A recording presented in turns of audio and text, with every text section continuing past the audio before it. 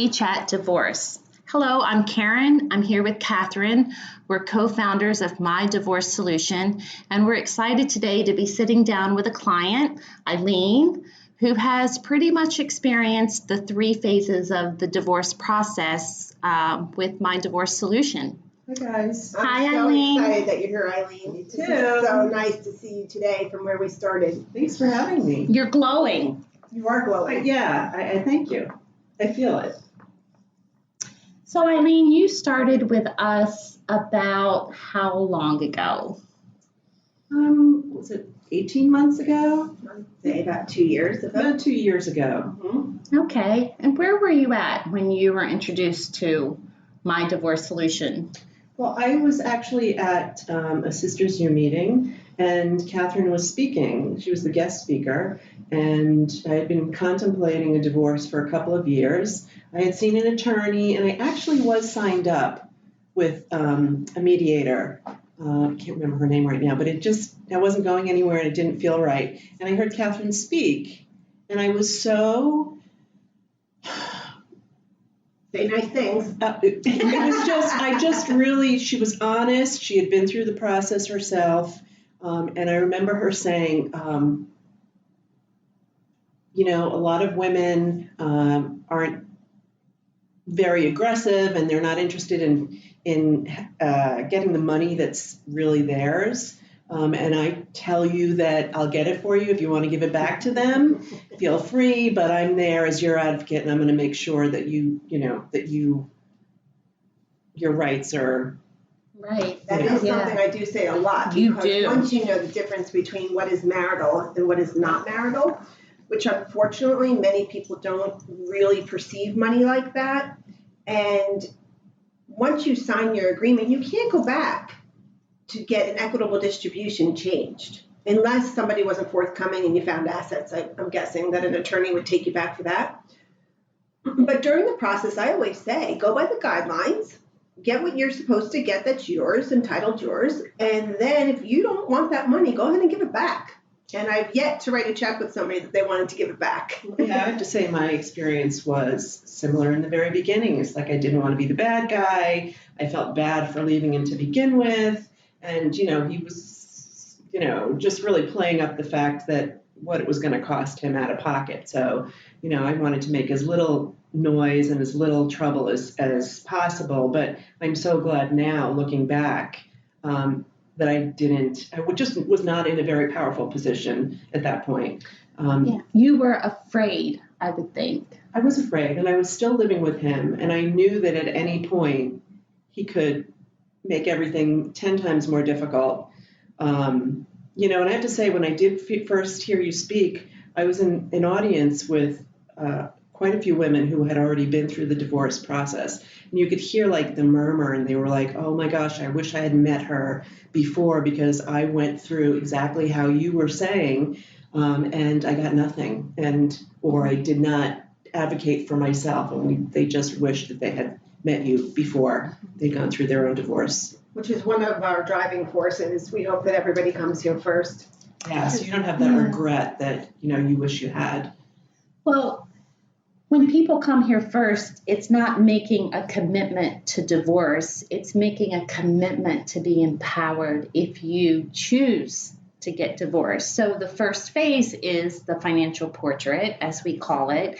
And what was that experience like for you, the before and after, when you come in and we first say, all right, let's look at what you have and talk generally about what it will look like before, during, and after divorce for you? What was that experience like? Well, I think I was still in the question of, am I really going to do this? Can I do this? Can I live on my own? I mean, I'd been married for 33 years, and, I was once an executive, but I quit my job to raise my kids. So, I really wasn't making that much money at that point to support myself. And so I really came in first just to talk to Catherine.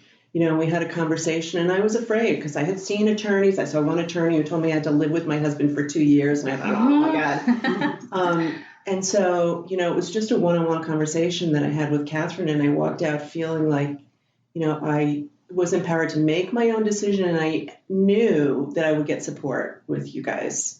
But it didn't happen right away, It did if I not. can recall. We talked several times, and I think maybe even over a year. Wasn't it a Yes. span of a long time? And the reason I bring that up is because we have quite a few women that have come here 3 years ago that are now coming back. But they've talked to us throughout this 3 years, or they've come 2 years ago, or they've come a year ago and 6 months ago. Because it doesn't just happen overnight for a lot of us, especially if you're 45 years or older, or you have marriages of 20 years, or actually I should say 19 years is a big number, 19 years or more. You just don't make this decision overnight, and you're an example of that. So a lot of times when they're saying, oh my gosh, I'm crazy, I keep vacillating back and forth, am I crazy? And it is the cases like the Great Divorce where you can take care of yourself, but you're afraid to because you've been married so long. And I've been told that I couldn't. Right, it's been drilled into your head. Or that he would take it all, or that I would have no money to live on. And that was one of the things that I was concerned about. Will I have enough money to support myself? And I think I had the fear because my husband, I don't even know how to say it, but he wasn't always a nice guy. And there were times that I was afraid that he was really angry. And I thought that I would have to leave the house quickly. Which at one point I did. So I took all, you told me what to gather, and I gathered all these papers, passports and that kind of thing. And I sent either the documents or the copies of the documents to you. And sometimes too much. Yes. Well, at least I knew Which is good. We got if I it. had to leave quickly, that I didn't have to leave stuff behind. I wouldn't have to go back and look for things. And so I had the advantage of bringing some documents in and some of the financials that you were able to take a look at before I really pushed ahead with the divorce. So I kind of had an idea before I even spoke to my husband about it, where I was financially and where I would end up. And that's really important because that was empowering and helped me get through some difficult times where he insisted that I would not have those assets. It's always shocking to the spouse who is more powerful over the finances that when the other spouse comes forward and even knows a term or knows what one of those statements now is, they don't have to you didn't really have to understand what shares were, what the values were, or what the RSUs were, or what a 401k is, but you saw it on the statement, so you're able to say back, well, what about the 401k? That is marital. And all of a sudden that spouse is like, whoa, how'd she learn that 401k is marital? So it is powerful in that way, and that's why some little bit of knowledge of anything gives you the clarity that you need to start really realizing the power you actually have. Yeah, it was that support was really important to me in moving forward. I don't know if I would have moved forward without that, because I was too afraid of where I would end up. And I was already struggling with the decision because I didn't want to break up our family. But it was the best thing that I did. And I would never have gotten through it the way I did without you guys. Because you, Catherine, had developed a rapport with my husband who was very difficult. And by the time we were finished with our first meeting or mediation together, he was offering to make you lemon drop cocktails, yes, which I was shocked. He still owes me a lemon drop martini. Yeah. I don't think you did a mediation. Didn't you do a negotiated settlement? So what had happened was Eileen was in the beginning process, and we talked about the financials, and she was going to mediation. And what was happening was when we were prepping for your mediation, you were taking my notes to the mediator and coming back with just notes from my notes. So everything kept getting delayed. And because I was part of the conversation and hearing what her soon-to-be ex, was saying back, I just thought, let's do a negotiated settlement and propose it to him. Yeah. And we Because did we that. weren't going anywhere at the mediation. I actually was paying an attorney to mediate between the two of us. And it just was months and months and months were going by, and we just hadn't gotten anywhere. Actually, now that I recall, one of the notes back from one of your sessions was have Catherine send me the financial arrangement that you want to make. And I thought, well, wait a minute, why didn't you guys just come here and we'll do that? And so Mike, I shouldn't say his name, I guess, but your spouse at the time was like, yes, I want to talk to somebody who will talk finances with me, because he's very astute with the finances and wasn't really looking to hide anything. No. I give kudos to a lot of the men that come in here because they don't feel like I'm on their side, But I think Michael's an example of, I really was on his side. I'm on both your sides because I'm trying to advocate for your children in the long run so that you can. Yes, you were clear about that, and I think that made a difference with him. I think that really motivated him to do this in a kinder way, knowing that at the other side of this, we'd still have a relationship, a family intact. Got a little. And it got heated a couple of times. Yeah. That's okay. All the way through. Well, I just want to put a little bit of clarity to the word mediation, financial negotiated settlement, so that anyone listening will understand. So what some people don't understand is that when you go to mediation, if you're both not on the same level as far as your finances or managing your finances, it's very difficult because a mediator cannot advise. So Eileen, you had hired Catherine as a CDFA to kind of coach you and guide you through mediation.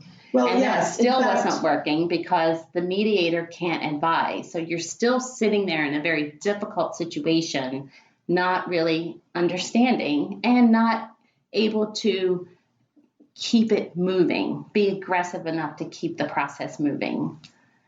Yeah, in fact, Catherine gave me the option in the very beginning to either, if I wanted you to help as mediator or I wanted you as my CDFA, as my support system, I don't know, as my advocate. And to me, that was more important because I knew I would, it was important for me, for you to back me up, and that advocacy to me was invaluable. And I figured mediation, I can get through that as long as I've got you as my advisor.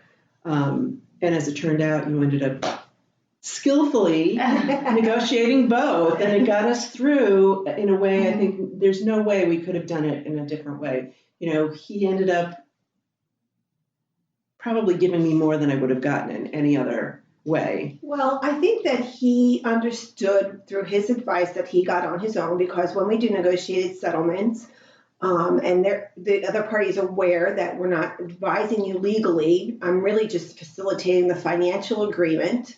And I also advise that the other party and you yourself as our client seek counsel outside of that if they want to question anything that we're proposing or anything that we're covering. So if they want to go speak to an attorney, go speak to a mediator, go speak to another financial if you're the spouse, and get some advice or have them look at what we're talking about. So our client, you and me and here, we don't come to it like we're trying to get the other party. Right. So as long as everyone's being transparent, we can have the difficult conversations.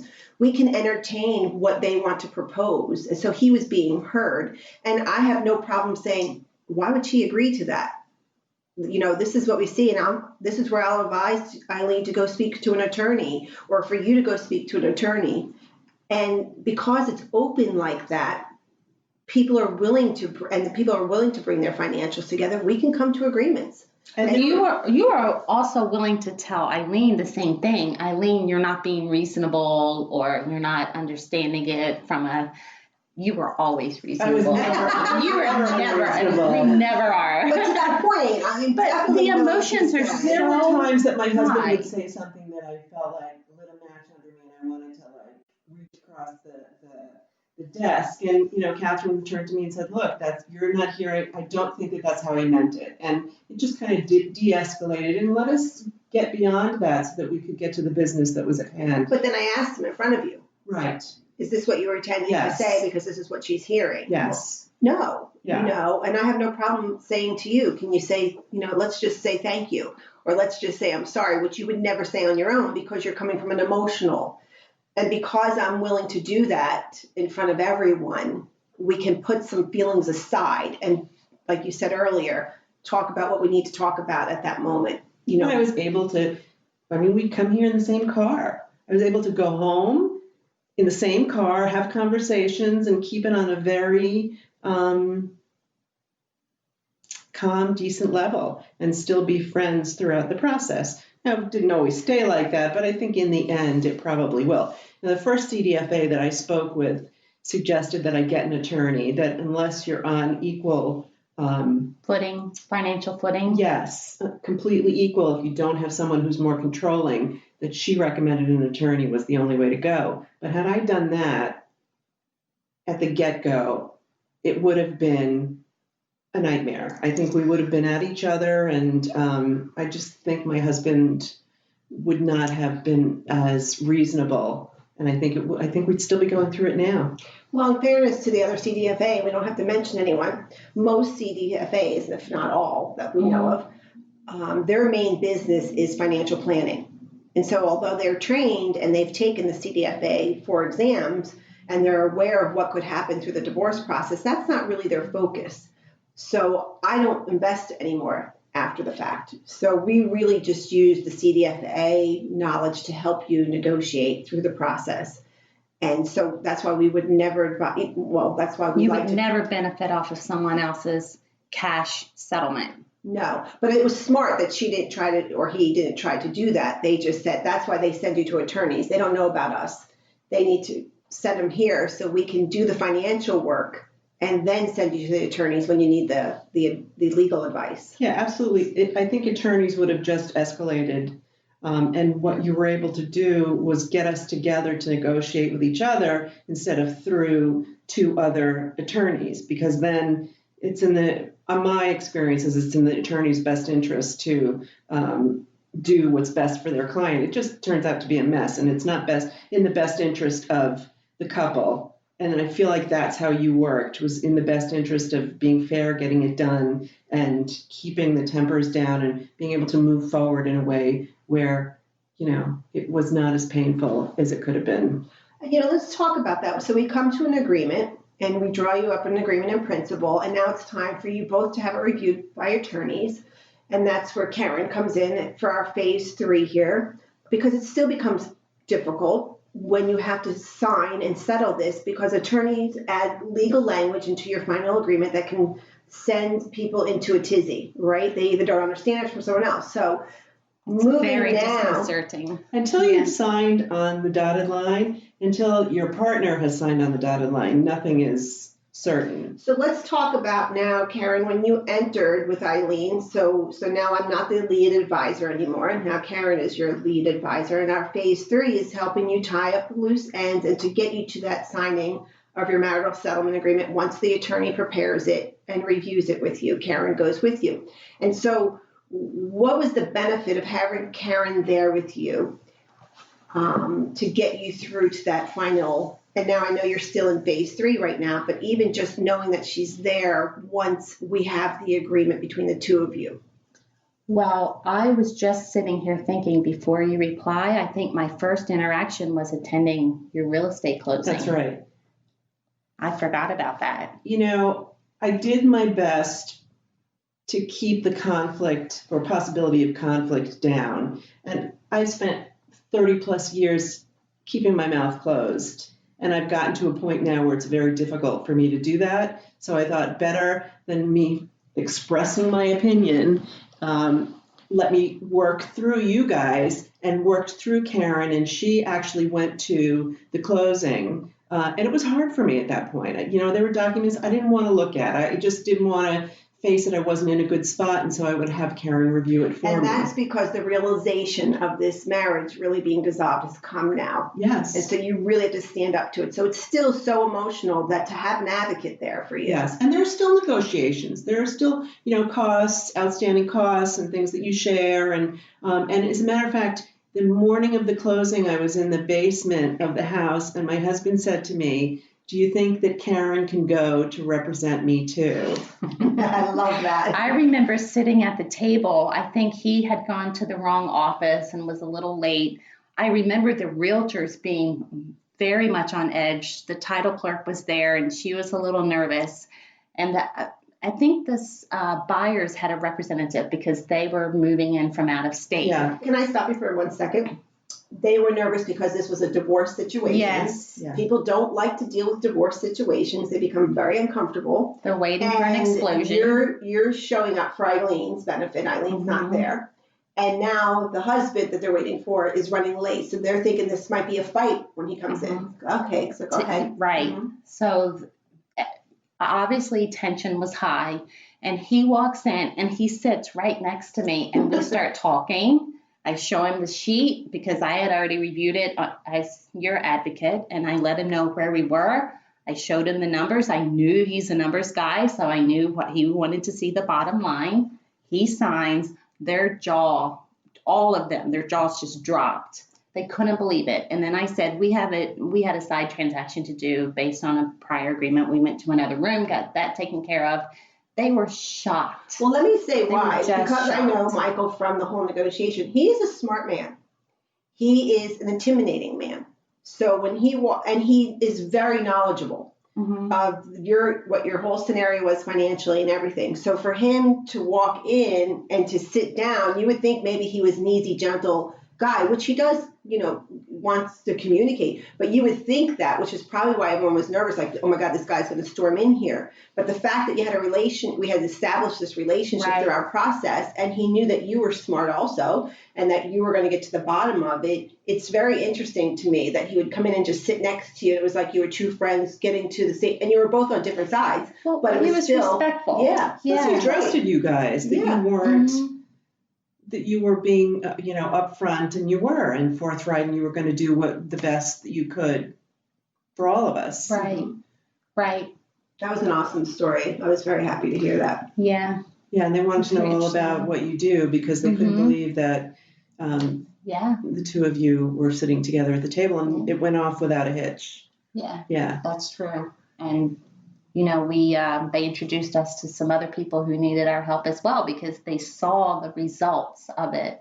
And I think that really fast forwards us a little bit to when your marital settlement agreement was drawn up by the attorney, and the two attorneys are now conversing with each other, and not the two clients aren't in the room at this point. And now Michael sees something on an agreement, and it's not what he was expecting. And so it continues going back and forth until finally we decide that you should call him, Karen, because we already have this relationship, and we see that there's some kind of misunderstanding, but it's costing you thousands of dollars to go back and forth. So Karen, then you call Michael, and he responds immediately. And that's the beauty of your attorney could not call Michael because he has representation. The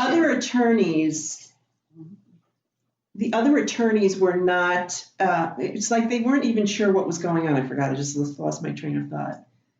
The interpretation of the agreement became something that he didn't think was in there. And so it was just a confusion of language. Everything was getting lost in translation. Right. That's a perfect way to say it. But because you had that relationship and said, okay, I'm going to just reach out to him and see how is he interpreting this? And with that conversation, Karen, that you had with him, because of the relationship we've had now for over a year and his knowledge, you were he able was to not get into happy. an agreement. He was in a really, and I understand why. He had received misinformation From the attorneys. Yes. The attorneys were giving out incorrect information. Right. And just creating this escalation that didn't need to be there, but one that I really wasn't in a position that I felt that I could quiet. It was kind of like a runaway train, or could have been, until you interjected and just said, look, Michael, this is not, it's not actually what they told you wasn't true. And then then we were able to get on with it. But otherwise. And again, in fairness to him, if that kept derailing, you get angry, like he's not going to sign this. Now he's changed his mind. Now he's going to do this, but he wasn't. Was the risk. He really wasn't doing that. It was him interpreting something that wasn't what you guys agreed to. And so with Karen clearing that up, yes, and I said that from the beginning, this guy is reasonable. He really he didn't want the divorce. Then it came to the divorce. And I think he wants to co-parent with your grandchildren. And so that to me is the beauty of the whole process. And I commend the both of you for allowing yourselves the vulnerability to go through that and to be vocal when you had to be and gain your power when you had to be, and also to succumb and compromise to some things in fairness of an agreement. I mean, that's on both your sides.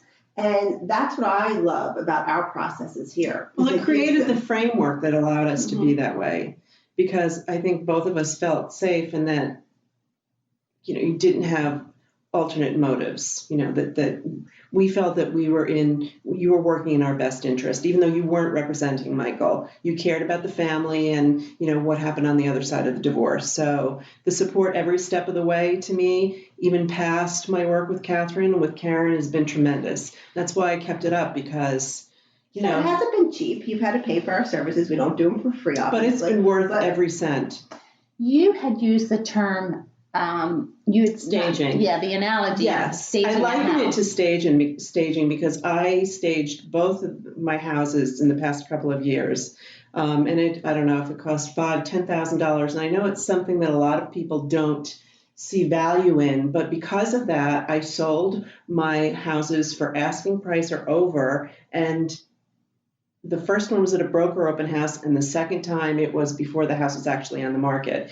So not only did I get best price, I sold it with ease, and it was such a great investment. When I look back, such a small amount compared to what I ended up achieving in the end. Financially The payoff and was- emotionally. Absolutely. Right? Yeah. So you're comparing our services to that? Yes, I think That's that nice.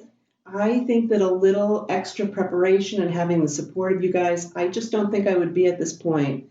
I don't think there would be any possibility that we could be friends. I don't think that the distribution would have been as positive on my side. And I think I would be sitting here in a pile on the floor. And I want to say, one of the joys that we get is seeing our clients 1 year and 2 years out. So, when you walked in the doors today, immediately you're like, wow, you look so good. Yeah. You are glowing and you do look great and you're evolving. And I'm so proud of you. And I know Karen is as well, because it inspires us to keep doing what we're doing.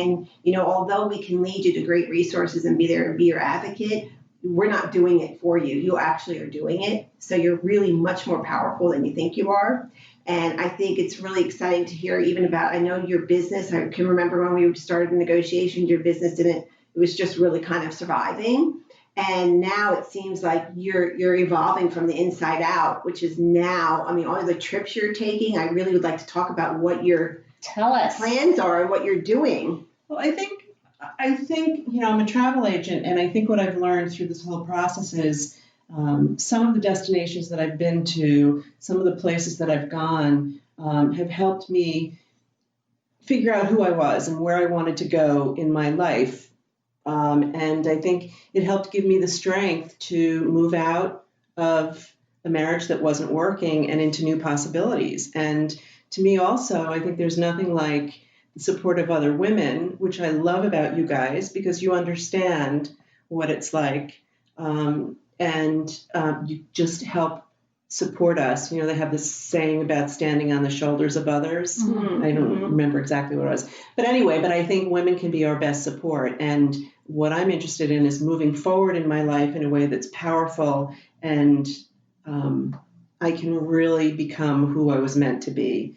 And I think with other women, making discoveries and going to new destinations, I think can be a really powerful way to empower each other. Yeah.